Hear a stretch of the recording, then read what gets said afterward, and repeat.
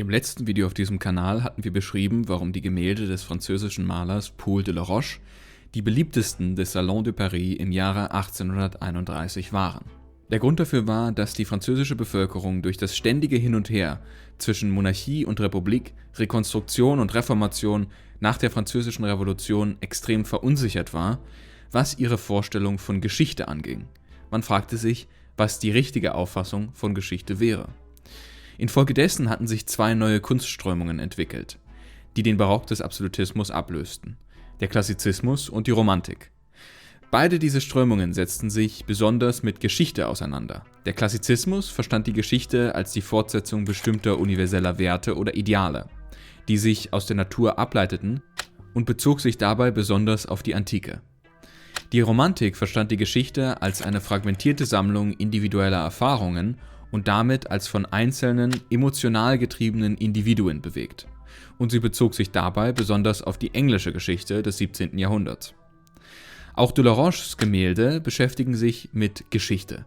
Sie stellen historische Wendepunkte dar und Delaroche wählte Sujets, die zu dieser Zeit in Frankreich aufgrund der fortschreitenden Alphabetisierung sehr beliebt waren. Szenen aus der englischen Historienliteratur, wie von Shakespeare oder Sir Walter Scott. Die Franzosen sahen die Geschichte ihrer Revolution in der Geschichte des englischen Bürgerkrieges widergespiegelt und suchten daher in der englischen Geschichte Antworten auf ihre eigene. Doch welches Geschichtsverständnis vermitteln nun Delaroches Gemälde? Vermitteln sie ein klassizistisches oder ein romantisches oder vielleicht ein ganz anderes Geschichtsverständnis? Das ist die Frage, welche ich in diesem Video beantworten möchte.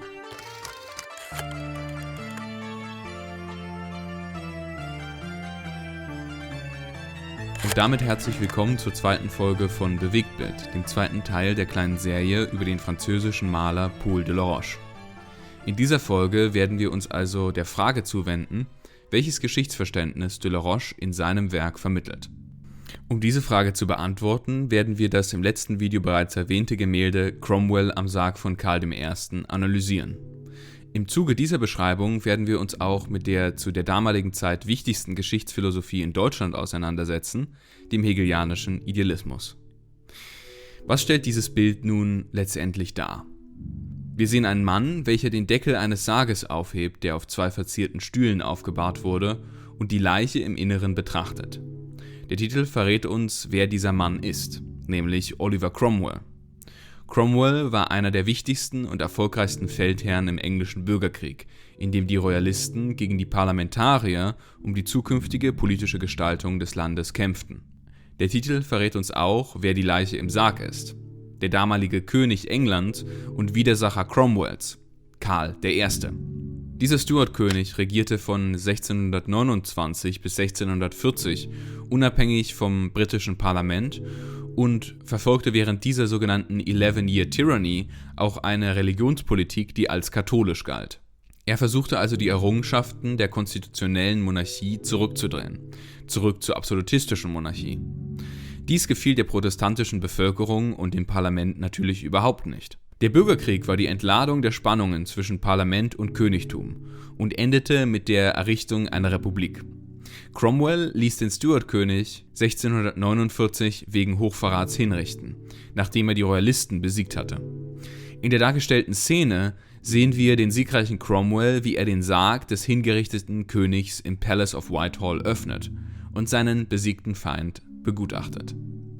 Die Hinrichtung dieses Königs gilt im Allgemeinen als letzter Todesstoß gegen die absolutistische Monarchie und als Anfang des Endes des Feudalismus.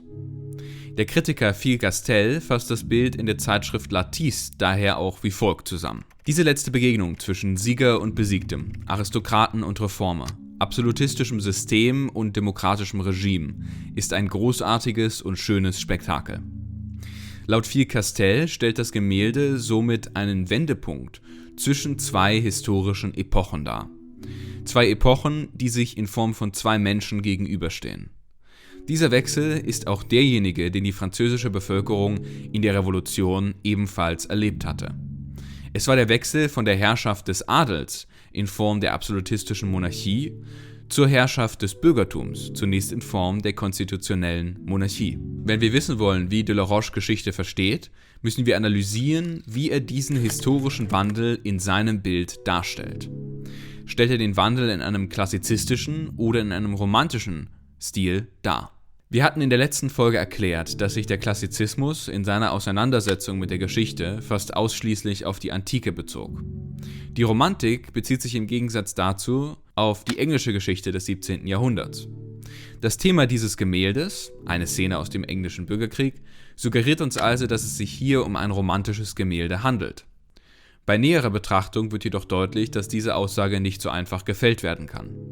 Die Kritiken der Zeit machen dies deutlich. Delacroix, der wie gesagt auch eines seiner wichtigsten Bilder, nämlich die Freiheit für das Volk, im Salon von 1831 ausstellte, bekam auf dem Salon natürlich auch Delaroches Cromwell zu sehen und damit auch den Publikumsansturm auf dieses Gemälde.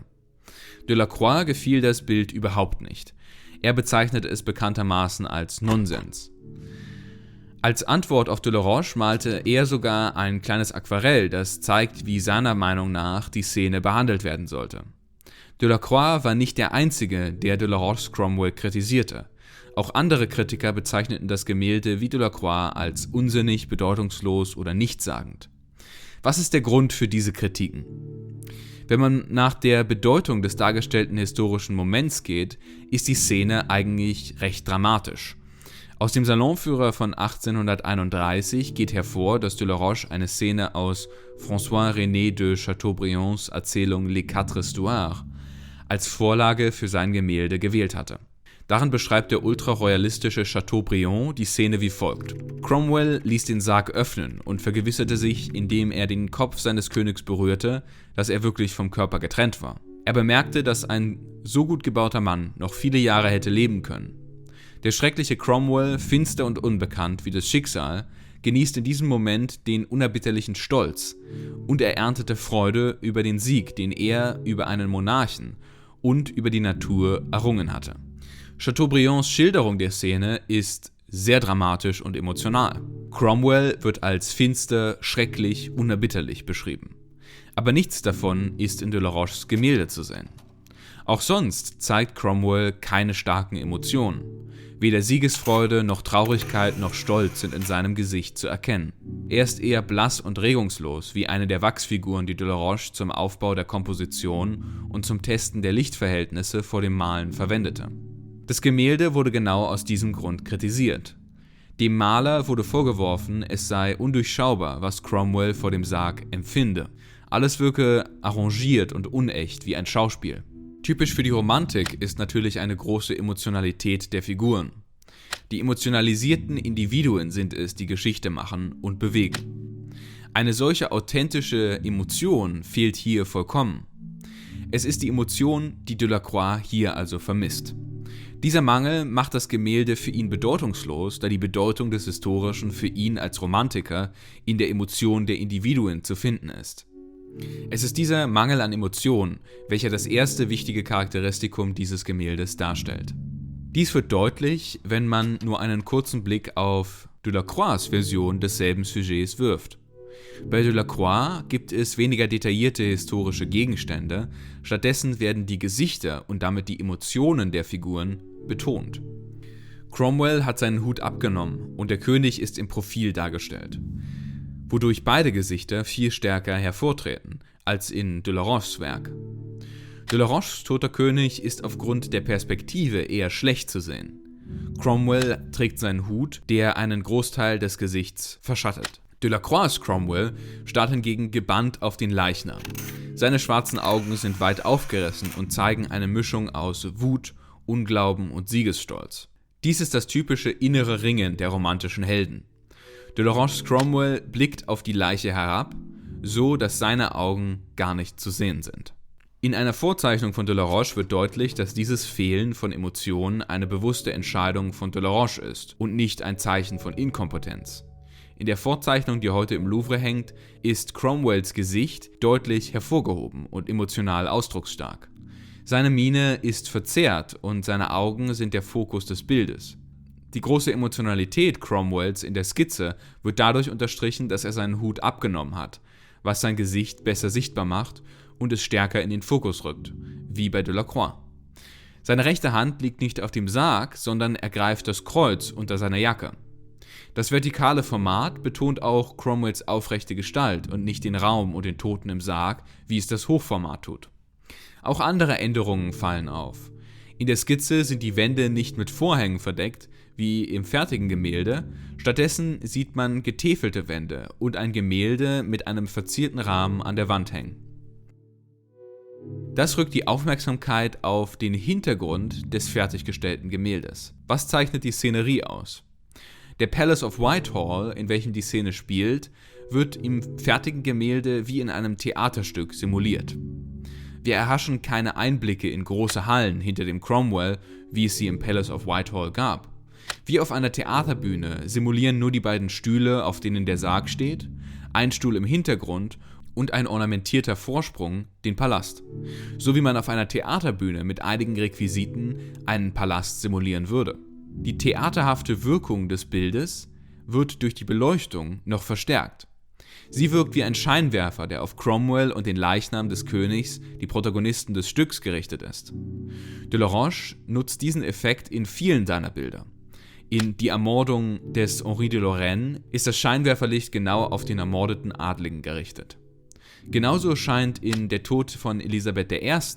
ein unnatürliches Licht auf die sterbende Königin. Das gleiche geschieht auch in Straffords Gang zur Hinrichtung und das Verhör der Jeanne d'Arc. Delaroche wurde kritisiert, weil er in seinem Gemälde keine eindeutigen Emotionen darstellt. Dies wurde als unauthentisch interpretiert. Die Theaterhaftigkeit der Komposition unterstreicht dieses unauthentische Moment ein weiteres Mal. Sie macht Cromwell zu einem Schauspieler, der kein Innenleben hat, sondern lediglich eine Rolle verkörpert.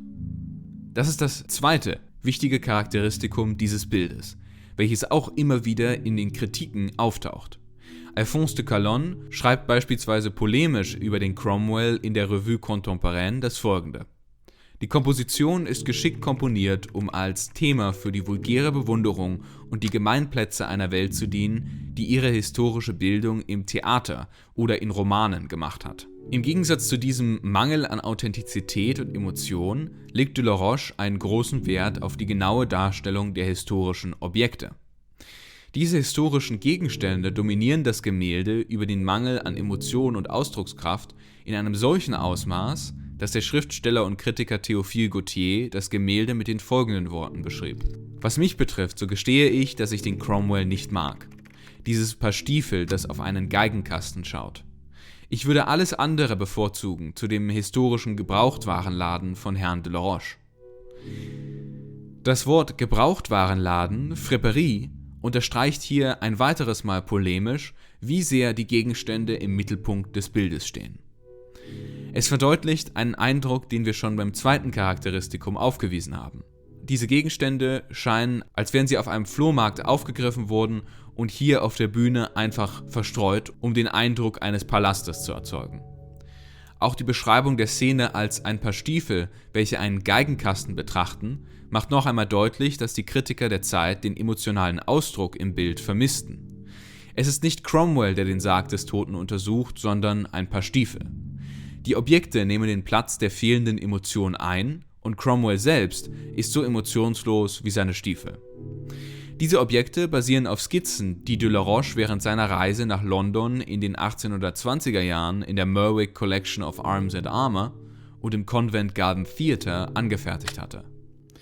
Die genauen Vorstudien von historischen Kleidungsstücken und Gegenständen nutzte Delaroche für das Malen historischer Gemälde.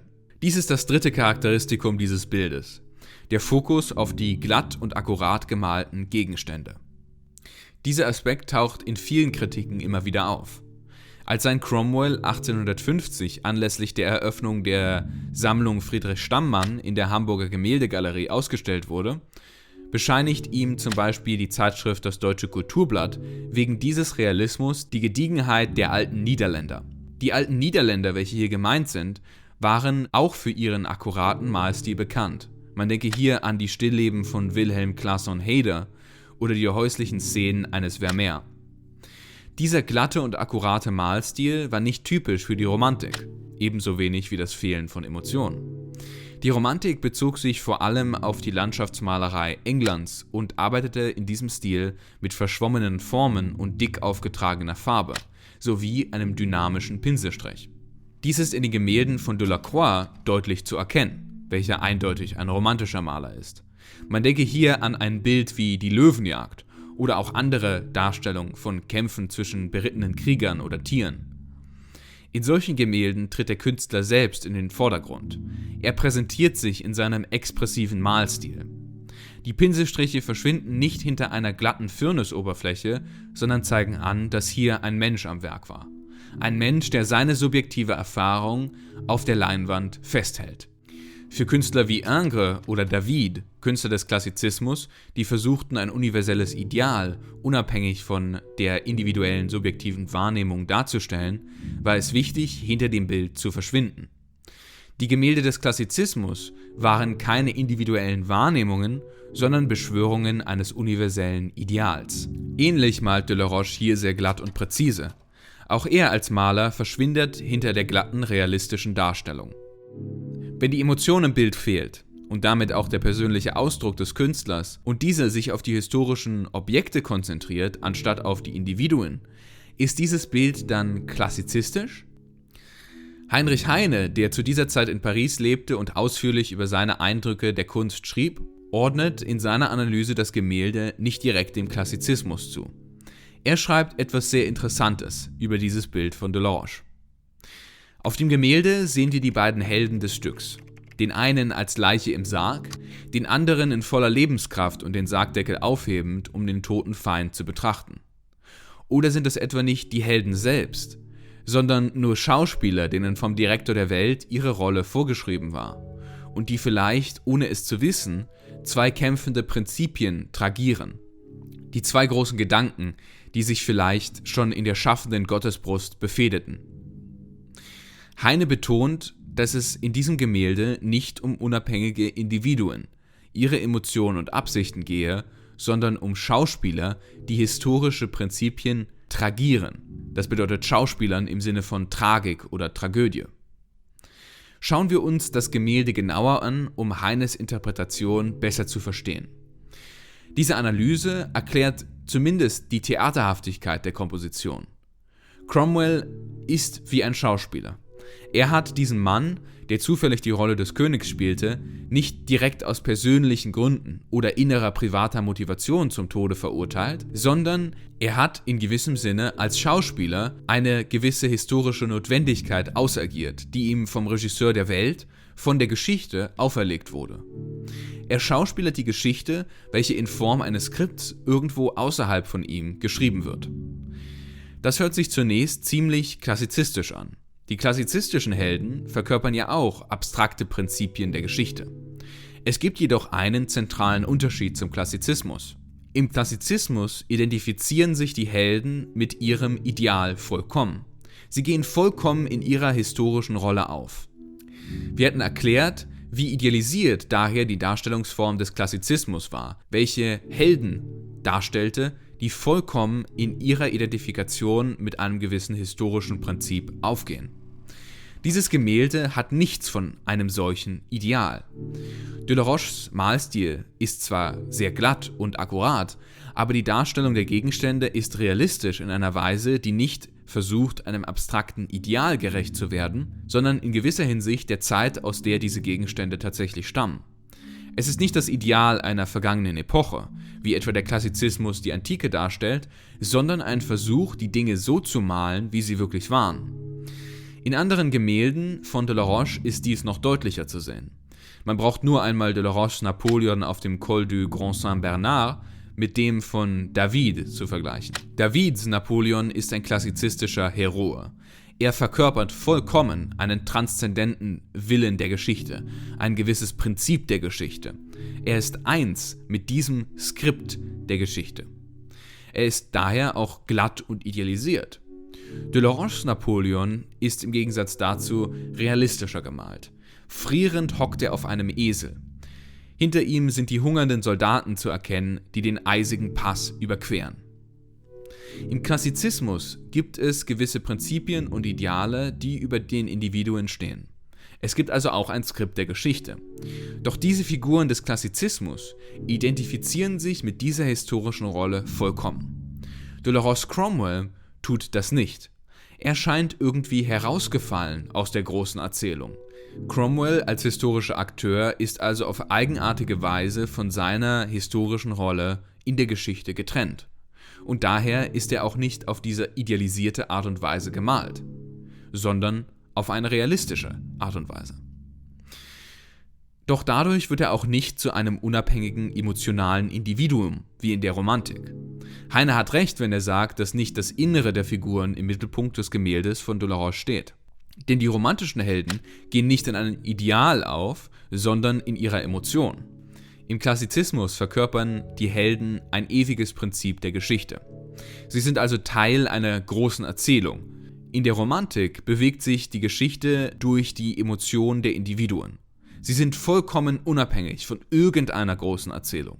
Doch diese Art von Emotion, von Subjektivität, von Individualität fehlt bei Delaroche vollkommen. Dieses Fehlen von Emotionen zeigt an, dass es bei seiner historischen Tat nicht um private Beweggründe geht, wie bei Delacroix. Mit seiner Tat tut Cromwell nicht nur etwas Individuelles, sondern ist gleichzeitig Teil einer größeren historischen Entwicklung. Er fällt also nicht vollkommen aus einer großen Erzählung heraus, auch wenn er sich nicht vollkommen mit ihr identifiziert. Dieses Skript der großen Erzählung der Geschichte bleibt im Hintergrund bestehen. Er hat sich bloß von diesem Skript entfremdet. Das zeigt sich an der Theaterhaftigkeit des Gemäldes noch einmal deutlicher. Die klassizistischen Bilder kann man, wenn man von der Metapher eines Theaters ausgeht, verstehen als Momente, in denen wir vollkommen im Heldenmythos auf der Bühne aufgehen. Wir ignorieren die Mangelhaftigkeit der Requisiten, die Spotlights, das Publikum und so weiter. Wir vergessen, dass die Figur auf der Bühne von einem Schauspieler gespielt wird und nicht wirklich diese Person, diese Rolle auf der Bühne ist. Delaroche stellt den Moment dar, in welchem man aus dieser vollkommenen Identifikation der Schauspieler mit ihren Rollen herausfällt. Doch das bedeutet nicht, dass wir feststellen, dass die geschauspielerte Rolle nicht mehr präsent ist, dass dort nur ein Schauspieler auf der Bühne ist und nicht mehr diese Rolle. Es entsteht eine eigenartige Gleichzeitigkeit von dem Schauspieler und seiner Rolle. Dasselbe sehen wir bei seinem Cromwell. Sein Cromwell ist kein klassizistischer Held. Er geht nicht vollkommen in seiner Rolle der Geschichte auf. Im selben Moment ist er aber auch kein emotionalisiertes, romantisches Individuum. Er ist nicht vollkommen ohne diese historische Rolle. Stattdessen existieren diese beiden Dinge auf eigenartige Weise nebeneinander. Für Delaroche wird Geschichte also weder durch die Emotionen ihrer Protagonisten noch durch die Identifikation mit einem Ideal oder einem Wert gemacht. Bei Delaroche wirkt es so, als würde Geschichte außerhalb dieser Individuen geschehen, als würde Geschichte quasi von selbst laufen, als hätte sie einen eigenen Willen und die Individuen sind in diesen Willen hineingeworfen. Ihre eigenen Taten scheinen diesen Individuen daher fremd, da sie eben nicht vollkommen in diesen Rollen aufgehen, sondern auf eigenartige Weise von ihnen getrennt scheinen. Das zeigt sich auch deutlich in der Behandlung von Subjekten und Objekten in diesem Gemälde. Wie Gautier es beschrieben hat, die Subjekte im Bild sind objekthaft und die Objekte sind subjekthaft. Die Stiefel schauen nämlich auf den Sarg wie ein Subjekt, obwohl sie ein Objekt sind, und Cromwell, das Subjekt des Gemäldes, scheint gar nicht wirklich zu schauen. Er scheint eher wie ein Objekt. Auch diese eigenartige Behandlung von Objekt und Subjekt kann man mit der Romantik und dem Klassizismus in Verbindung setzen. Man kann die klassizistischen Helden als Objekte verstehen. Sie haben keinen tatsächlichen subjektiven Willen, wie die romantischen Helden, da sie die Manifestation der immer gleichen Prinzipien sind. Die romantischen Helden sind im Gegensatz dazu totale Subjekte, vollkommen unabhängig von irgendwelchen Prinzipien. Cromwell steht genau zwischen diesen beiden. Er ist weder ganz Objekt, ganz klassizistischer Held, noch ganz Subjekt, vollkommen unabhängig. Während die Romantik den konstanten Wandel darstellt, versucht der Klassizismus, das Ewige und Unveränderliche darzustellen. Während die Romantik das Individuelle darstellt, stellt der Klassizismus das Universelle dar. Delaroche verbindet diese beiden Prinzipien in seinem Bild. Dadurch führt er die Veränderung der Individuen in die große Erzählung des Klassizismus ein. Es gibt eine wirkliche Veränderung und eine wirkliche Progression in der Geschichte, aber diese ist eben nicht nur individuell. Ein solches Geschichtsverständnis ist sehr ähnlich wie jenes, welches Georg Wilhelm Friedrich Hegel in seiner Philosophie formuliert. Es ist nicht überraschend, dass wir über Heines Deutung von de la Roches Gemälde zu Hegel gelangen. Denn Hegel stellte in jener Zeit das intellektuelle Monopol in Deutschland dar. Hegel war die Galionsfigur des deutschen Idealismus und beschreibt in der Einleitung seiner Vorlesung über die Philosophie der Geschichte seine Auffassung von Geschichte wie folgt. Diese unermessliche Masse von Wollen, Interessen und Tätigkeiten der Menschen in der Geschichte sind die Werkzeuge und Mittel des Weltgeistes, seinen Zweck zu vollbringen. Jene Lebendigkeiten der Individuen und der Völker, indem sie das ihrige suchen und befriedigen, sind zugleich die Mittel und Werkzeuge eines Höheren und Weiteren, von dem sie nichts wissen, das sie bewusstlos vollbringen. Auch Hegel verbindet in seiner Philosophie das Subjektive und Objektive, das Individuelle und Allgemeine im Begriff des Geistes. Es sind bei Hegel nämlich reale, subjektive Individuen, welche durch ihr individuelles Wollen und ihre individuellen Interessen gleichzeitig ein Höheres und Weiteres vollbringen, nämlich den Willen des Weltgeistes. Napoleon zum Beispiel ist ein Individuum, welches auch frieren kann, wenn er auf seinem Esel den eisigen Pass überquert. Aber gleichzeitig ist er auch das Werkzeug eines Höheren und Weiteren, wie zum Beispiel der Vernichtung der aristokratischen Herrschaft in Frankreich.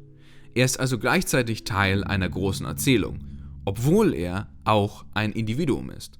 Genau diese Verbindung aus Klassizismus und Romantik stellt de la Roche in seinem Gemälde dar. Auch Cromwell ist solch eine Figur. Er hat mit seiner individuellen Tat der Hinrichtung des Stuartkönigs ein Höheres und Weiteres vollbracht.